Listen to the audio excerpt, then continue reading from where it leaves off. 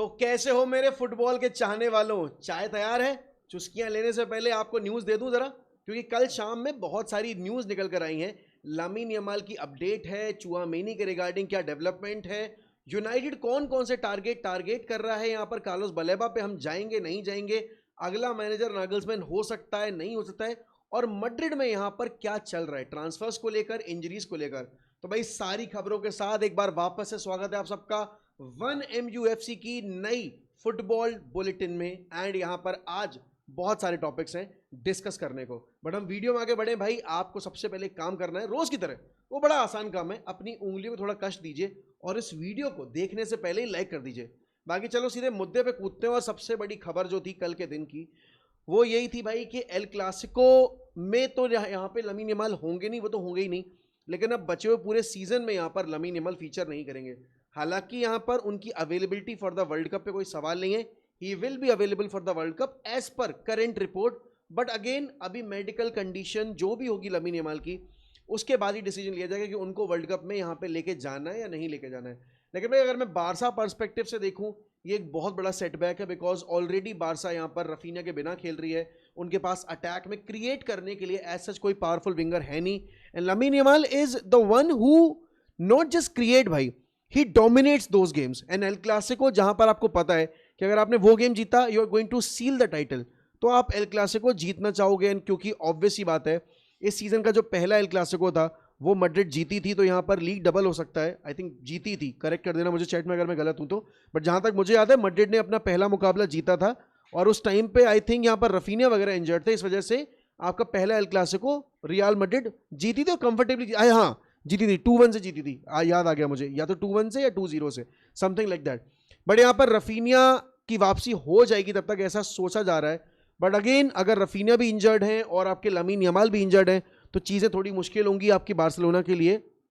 But अभी के लिए यार यहाँ पे सिर्फ मैड्रिड यहाँ पर एडवांटेज में नहीं गई, क्योंकि मैड्रिड के केस में भी यहाँ पर इंजरीज हुई हैं, और वो इंजरीज हैं आपके यहाँ पर एडर मिलिटाओ की और आर्दा गुलर की, दोनों का सीजन खत्म हो गया भाई। यहाँ पर लामिन यमाल इस सीजन के लिए बाहर हो चुके, तो वहीं मैड्रिड भी जब एल क्लासिको में उतरेगी और बचे हुए अपने ला लीगा फिक्चर्स खेलेगी, तो यहाँ पर वो होंगे विदाउट मिलिटाओ एंड विदाउट आर्दा गुलर। अब ये बताइए, ये बड़ा कंसर्निंग पीरियड है मैड्रिड फैंस के लिए। उनको पता है कि आपके adder Militão world class defender है, इसमें कोई डाउट नहीं है कि एडर मिलिटाओ जब खेलते हैं भाई he plays as one of the world's best, लेकिन वो खेलते ही इतना कम है कि उनके ऊपर आप गैम्बल खेलोगे तो खेलोगे कैसे। तो मैड्रिड को डेफिनेटली इस ट्रांसफर मार्केट में जाकर कुछ ना कुछ करके आपके एक प्रॉपर रिप्लेसमेंट के तौर पे एडर मिलिटाओ को कंपटीशन लाना पड़ेगा, एंड अपग्रेड ढूंढनी पड़ेगी जो ना सिर्फ बेटर प्लेयर हो बट अवेलेबिलिटी के मामले में एडर मिलिटाओ से ज्यादा अवेलेबल रहे। और अगर आर्दा गुलर की बात की जाए भाई, he was having a dream run, जिस तरीके से उसका सीजन चल रहा था, अभी बायर्न वाले फिक्चर में जिस तरीके से परफॉर्मेंस दी थी आर्दा गुलर ने, उसके बाद एवरीबडी वाज होपिंग कि भाई आर्दा गुलर का सीजन यहाँ से पिक हो जाएगा। एंड फाइनली हमें वो आर्दा गुलर जो हम बोलते हैं ना कि भाई टर्किश मेसुत ओजिल, वो हमें वर्जन देखने को मिलेगा। बट अनफॉर्चुनेटली यहाँ पर पिछले मुकाबले में आर्दा गुलर को हुई इंजरी, और उस चक्कर में यहाँ पर आर्दा गुलर बाहर हो गए सीजन भर के लिए ना। मैड्रिड ऑलरेडी यहाँ पर ट्रॉफी लेस जाने के कगार पे खड़ी हुई है, 2 सीजन बैक टू बैक अगर आप यहाँ पर ट्रॉफी लेस जा रहे हो तो आपके लिए किसी भी तौर पे वो बेनिफिशियल है नहीं। बट यहाँ पर ये जो लामिन यमाल की इंजरी है उससे थोड़ा बहुत होप जरूर होगी मैड्रिड को, क्योंकि देखो हमने बारसा को इतना कन्विंसिंग विंग निकालते नहीं देखा सेल्टा विगो के अगेंस्ट, और जब लामिन बाहर चले गए तब तो आपने और देखा कि जो आपकी फुटबॉल थी वो थोड़ी और स्लोअर एंड पे आ गई थी। तो डेफिनेटली मैड्रिड ये उम्मीद करेगी, जैसे पाकिस्तान क्रिकेट टीम करती है कि फलानी टीम को हरा दे तो हम अपना क्वालिफिकेशन देख लेंगे जब वो नॉकआउट्स के लिए क्वालिफाई करने के लिए होते हैं। तो ऐसी मैड्रिड को ये उम्मीद होगी कि भाई फलानी टीम को हरा दे, जिससे कि फलानी टीम आपकी अगर बारसा को हरा देती है तो उनके पास एडवांटेज होगा। बट कोई मैड्रिड को ये भी बताया कि उनको अपना गेम भी जीतना पड़ेगा। बारसा अगर पॉइंट्स ड्रॉप करती भी है तो आपने सेम गेम वीक में इतने सारे बार पॉइंट्स ड्रॉप किए कि आप उस चीज़ का एडवांटेज ले ही नहीं पाए हो। तो डेफिनेटली यहाँ पर ये काफ़ी एक क्रिटिकल पॉइंट है आपके मैड्रिड के सीजन में। और उसके अलावा यहाँ पर एक जो डेवलपमेंट है, देखो सबको पता है कि Madrid is interested in Rodri, और इसी चक्कर में वो चुआमेनी वाले लिंक्स जो आ रहे हैं उस पर भी हम आगे चल के डिस्कस करेंगे। लेकिन जिस तरीके से चेल्सी फुटबॉल क्लब ने अपने one of the best players इस सीजन के जो रहे हैं एंजो फर्नांडिस, उनको ट्रीट किया है, और जिस तरीके के स्टेटमेंट यहाँ पर आपके एंजो फर्नांडिस के एजेंट ने दिए थे, ऑलरेडी एक इंटरव्यू में यहाँ पर वो बहुत ओपनली बोल चुके हैं he would be absolutely dilated अगर उनको आगे फ्यूचर में चल के कभी भी यहाँ पर मैड्रिड को रिप्रेजेंट करने का, मैड्रिड के लिए खेलने का मौका मिलता है तो। And the kind of form यहाँ पर एंजो फर्नांडिस की थी before the international break came in, I think यहाँ पर मैड्रिड तो इंटरेस्टेड थी ही थी, क्योंकि तभी वो लिंक्स आने शुरू हुए थे। एंड पिछले साल भी ऐसे रूमर्स थे कि यहाँ पर रियल मैड्रिड एंजो फर्नांडिस की साइनिंग को लेकर कंसिडरेशन कर रही है। बट मैन सिटी यहाँ पर अगर यहाँ पर आपके एंजो फर्नांडिस की डील में कूद पड़ती है तो एक ट्रांसफर बैटल कहीं ना कहीं आप देख सकते हो।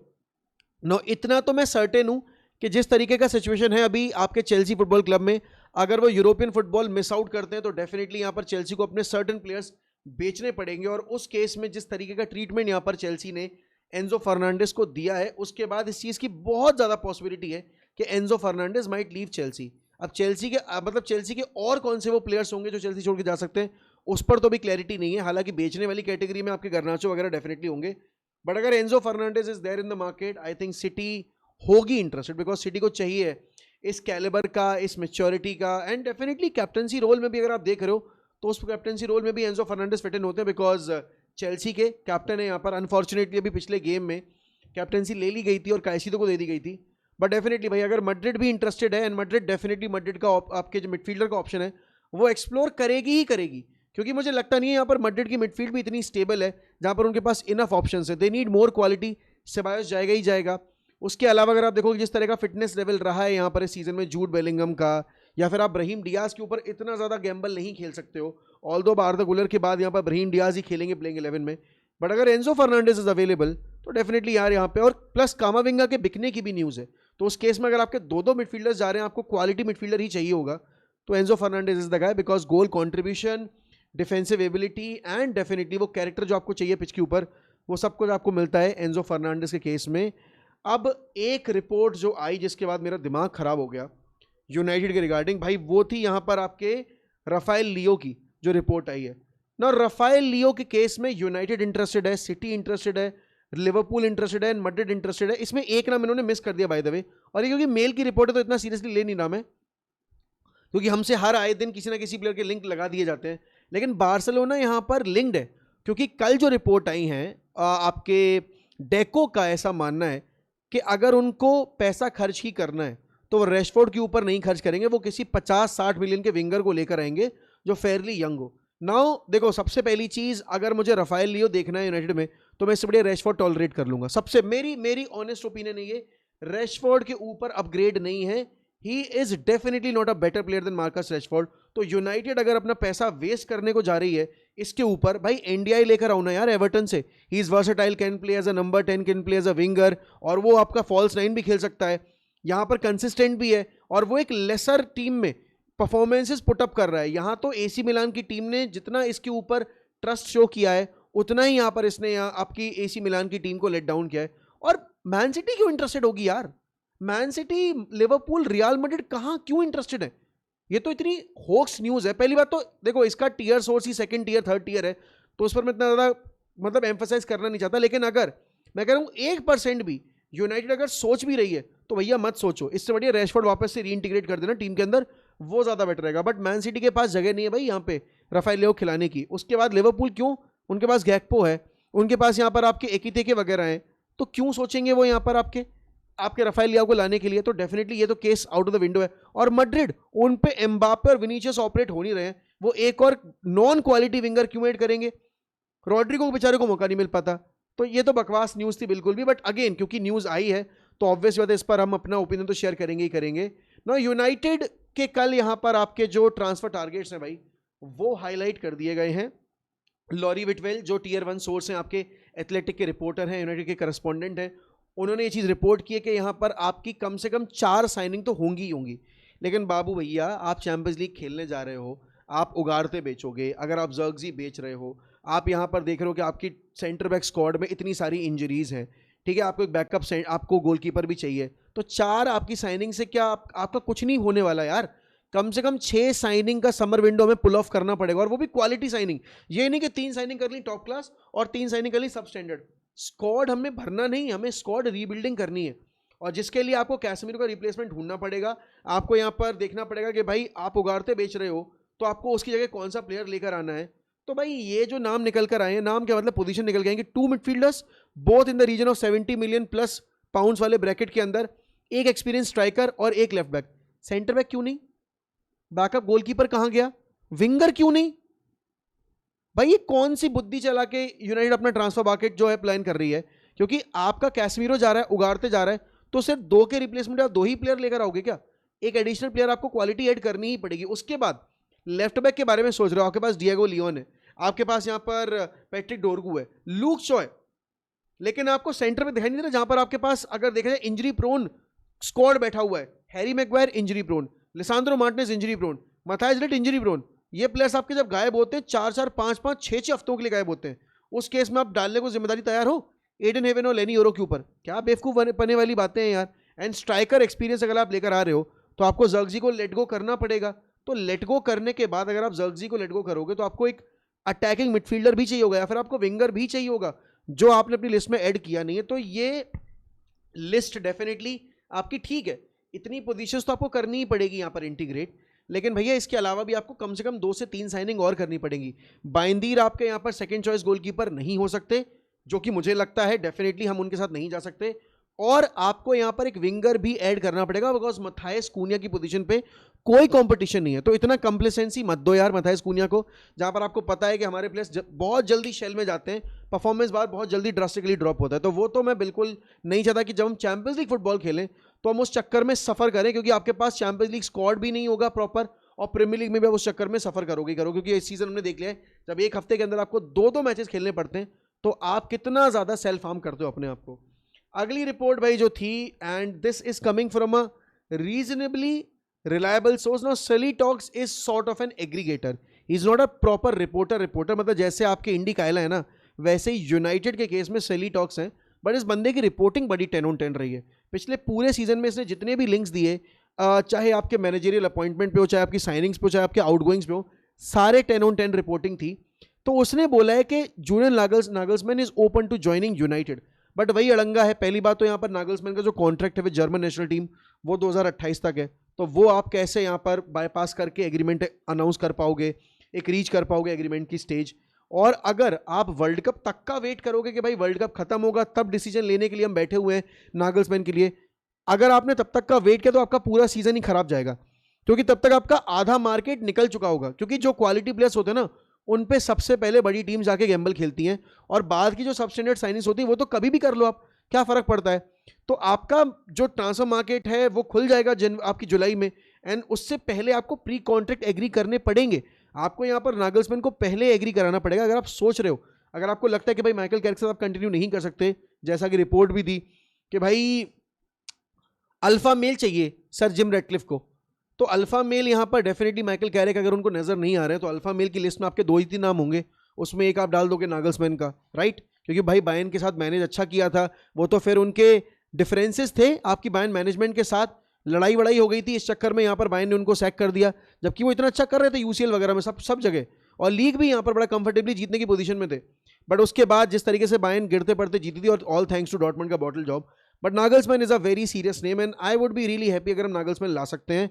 देखो अब लोग बोलेंगे but why not Michael Carrick, मुझे माइकल कैरिक के अपॉइंटमेंट से दिक्कत नहीं है, लेकिन हम सिर्फ माइकल कैरिक के नाम पे बैठ नहीं सकते कि बस माइकल कैरिक तो बस माइकल कैरिक, वो नहीं होना चाहिए। इसीलिए इट इज़ वेरी इंपॉर्टेंट भाई कि यूनाइटेड यहाँ पर अपने ऑप्शंस ओपन रखे, और वर्ल्ड कप शुरू होने से पहले यहाँ पर अपना जो मैनेजरियल अपॉइंटमेंट है उसको कंफर्म करे। अगर नागल्समैन वो होंगे तो I will be really glad कि हमें एक क्वालिटी मैनेजर मिलेगा। बट देखो मैनेजर की जॉब इतनी आसान है नहीं, value manager eight United, because हम बड़े मैनेजर्स पहले भी ला चुके हैं, हम जोसे मोरिनो ला चुके हैं, हम यहाँ पर लुई वैन गाल ला चुके हैं, जो अपने अपने यूनाइटेड में रेस्पेक्टिवली आने के पहले बहुत ज़्यादा फाड़ के आ रहे थे, बट हमारे क्लब में आने के बाद थोड़ा कहीं ना कहीं उनकी इमेज को हार्म पहुंचाए। और आज देखो एक तो रिटायर हो गया और Jose Mourinho is currently managing Benfica, तो हमने लोगों के करियर भी बर्बाद किए हैं, ऐसा नहीं हमने नहीं किए। बट भाई ये जो एथलेटिक की रिपोर्ट है, और ये भी रिपोर्ट लॉरी विटवेल की और एडम क्राफ्टन की थी कि यूनाइटेड बलेबा को अभी भी कंसिडर कर रही है, लेकिन अब वो किसी भी तौर पे रेडी नहीं है 75 मिलियन पाउंड के प्राइस टैग को पे करने के लिए। और ब्राइटन देखोगे आप तो पिछले समर यहाँ पर 100 मिलियन पाउंड्स प्लस डील की एक्सपेक्टेशन लगाए बैठी थी कि वो हम बेचेंगे अगर तो हम इतने प्राइस टैग पे बेचेंगे। तो इस पॉइंट ऑफ टाइम पे यूनाइटेड ने जैसा सीजन देखा है, ऑल्दो बलेबा का game against Chelsea was top level, but भाई एक गेम के बेसिस पे आप यहाँ पर अपना जो प्राइस ब्रैकेट है उसको ब्रीच नहीं कर सकते। यूनाइटेड ने सोच रखा है कि बलेबा अगर लाना है तो 50 मिलियन पाउंड या 55 मिलियन पाउंड के आसपास की फी पे करके हम लाने को तैयार हैं, उससे ऊपर हम बेचेंगे नहीं। और अभी भी ब्राइटन को लगता है कि they can get easily 80 million pounds for car loans Baleba. देखो भाई, बलेबा से बेटर सीजन इस सीजन रहे हैं आपके, अगर हम इंग्लिश प्रीमियर लीग की बात करें, प्रीमियर लीग की बात करें, और वो बाकी क्लब्स के लिए बहुत बेनिफिशियल, मतलब बहुत बेनिफिशियल परफॉर्मेंस देके आए हैं। उन्होंने अपनी टीम्स को एक रीजनेबल पोजीशन पे रखा है।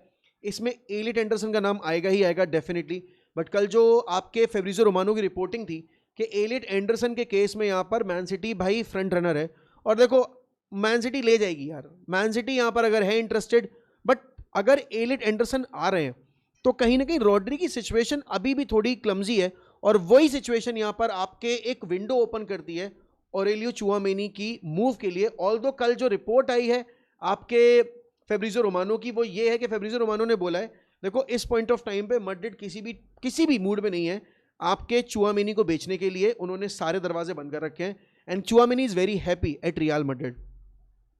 बट यार कैसेमीरो के टाइम पर भी ऐसे ही out of the blue deal हुई थी, और मैं ये नहीं कह रहा कि मैड्रिड बेच देगी, बट अगर मैड्रिड रॉड्री को लेकर आएगी तो रॉड्री और चुआमेनी एक साथ तो ऑपरेट कर ही नहीं सकते। फिर आप बेलिंगम कहाँ खिलाओगे, फिर आप वेलवर्दे कहाँ खिलाओगे? तो आपको अगर रॉड्री लाना है, जो मेरे हिसाब से अभी भी बहुत रियलिस्टिक पॉसिबिलिटी है फॉर रियल मैड्रिड, अगर वो एंजो फर्नांडिस की डील एक्सप्लोर कर रहे हैं तो डेफिनेटली रॉड्री की डील भी एक्सप्लोर करेंगे ही करेंगे।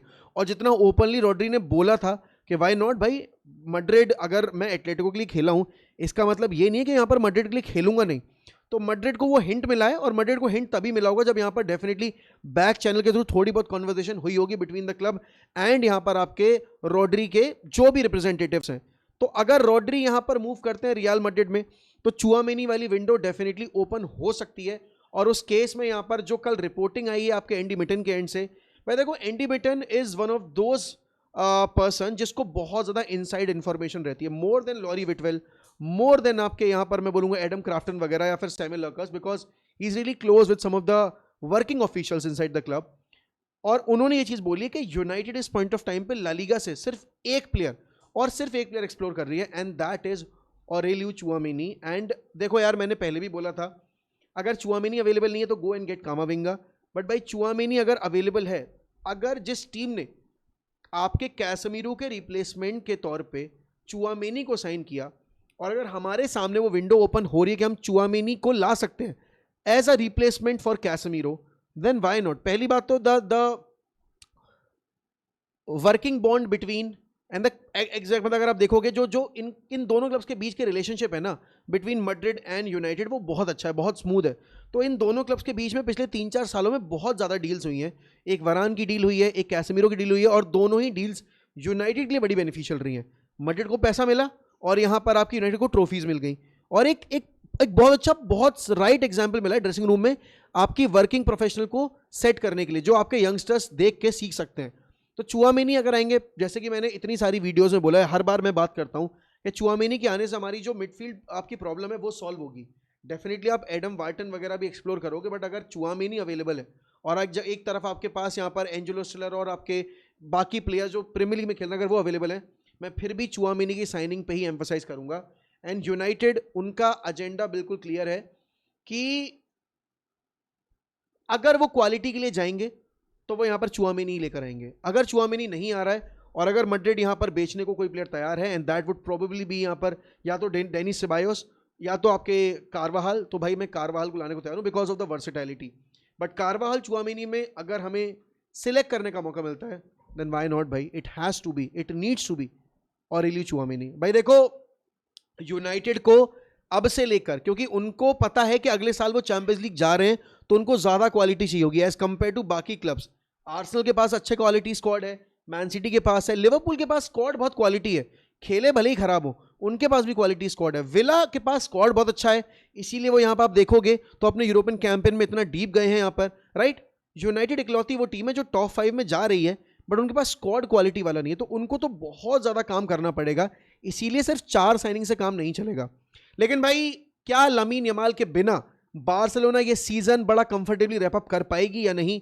एडर मिलिटाओ के रिप्लेसमेंट के तौर पे या कंपटीशन के तौर पे आप किस प्लेयर को देखोगे? क्योंकि कम से कम वहां पर रियल मैड्रिड को भी 2 सेंटर बैक तो साइन करने ही करने पड़ेंगे, क्योंकि आपके डेविड आल्बा जाएंगे और एडर मिलिटाओ की जो इंजरी रिकॉर्ड रही है उसके बाद आपको यहाँ पर डेफिनेटली बेटर स्क्वाड प्लानिंग करनी पड़ेगी। बट भाई जो भी लगता है आपको प्लीज बताइएगा कमेंट सेक्शन में। प्लीज हमारी वीडियोस को ऐसी प्यार देते रहिए, हमारे चैनल को सब्सक्राइब करके रखिए for daily football bulletin. And मैं मिलूंगा आपको अब कल रात में, नहीं कल सुबह, सेम टाइम सेम जगह। And with that I will take a leave. Bye bye, take care, love you all.